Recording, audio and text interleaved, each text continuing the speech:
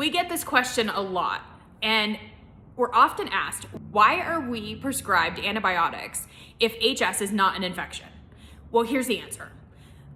We are often prescribed antibiotics because at the prescription strength that we're usually given, it's for the anti-inflammatory properties that antibiotics can provide.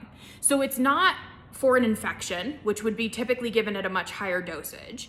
The dosage that we're given is usually for the anti-inflammatory properties that come with antibiotics. Most of us, I had no idea before I got into advocacy, knew that antibiotics were also an anti-inflammatory. So that's the reason that we are given antibiotics. We do know that antibiotics are not a good long-term option. They can work sometimes for people as recovery or rescue therapy, and that may be a good option for you, but we do know that long-term usage of antibiotics is not a good thing for anyone for HS or otherwise. The other question that comes along with that is, since HS isn't an infection, but sometimes can look like an infection, how do you know if your abscesses are infected? And another good question. So the way that HS appears on us, we're used to this, right? But if we saw HS on someone else's skin, we would think that there was something wrong and that they had some kind of an infection. So if you are worried about an infected abscess, the best thing to do is, if you see redness spreading or the pain continues to get worse outside of what your typical HS abscess pain is to draw a circle around that with a Sharpie and keep monitoring that.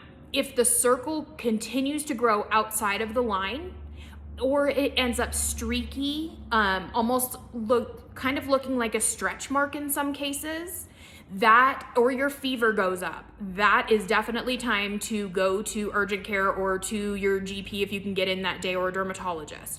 But it is important that you seek care immediately if that is happening.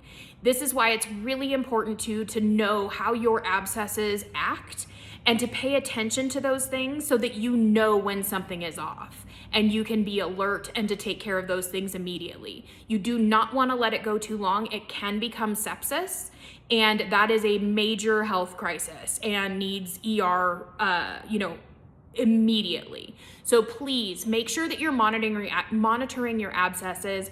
If they seem off or like something is just not right, keep a close eye on it. Again, draw a circle around it, keep an eye for the redness or the stretch mark like marks that come across it. Those are all signs of infection. So hope this was helpful.